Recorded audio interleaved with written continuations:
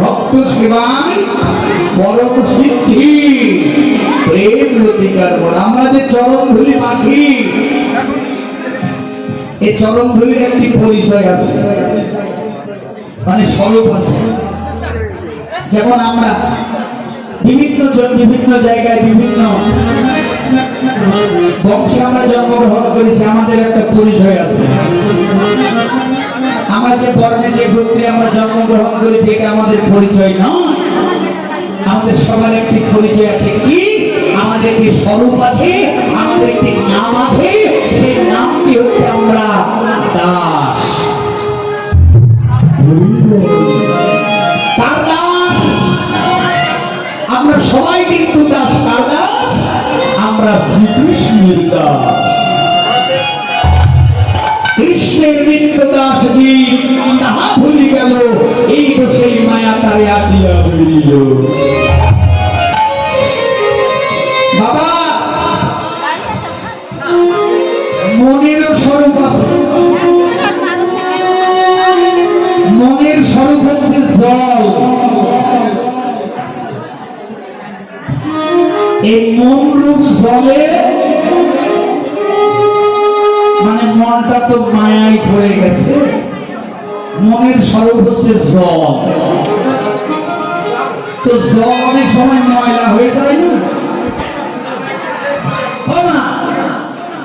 জল অনেক সময় ময়লা হয় না?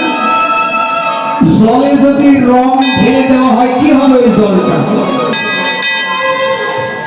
ওই রঙিন হয়ে যাবে, তাই না? তো এই মন রূপ জলটা মায়ারূপ রং লেগে রঙিন হয়ে গেছে। রঙের নাম কি? কামনা বাসনা রং লেগে গেছে।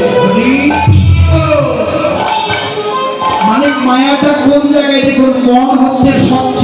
অনেকে বলে না মন কাচের মতো, আবার মনটা পাথরের মতো, যাকে সহজে ভাঙা যায় না, আবার দুঃখ আঘাতে মনটা ভেঙে যায়।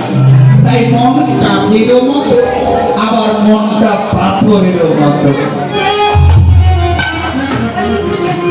তো মন রূপ জলে মায়ারূপ রং, অর্থাৎ কামনা বাসনার রং লেগে রঙিন হয়ে গেছে। কৃষ্ণ ভজন করবি কি করে রঙিন মন? তাই কৃষ্ণ ভজিবার করে মানব দেহ লাভ করে রঙিন মন পুরাণে শুধু আমার আমার করে বলছো, ওটা আমার, এটা আমার, ওটা আমার। কিন্তু আসলে গোবিন্দ ছাড়া এই জগতে যে সবই মিথ্যা, এটা রঙিন মন এখনো বুঝতে পারে না।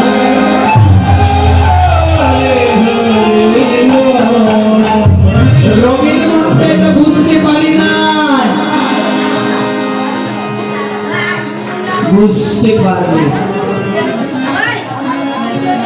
বাবা, এই যে অনেক ভক্ত তো চলে গেছে, আবার বেলা উঠে গেলে আর কেউ এখানে থাকবে না। থাকবে সবাই চলে যাবে। এটাই নিয়ম।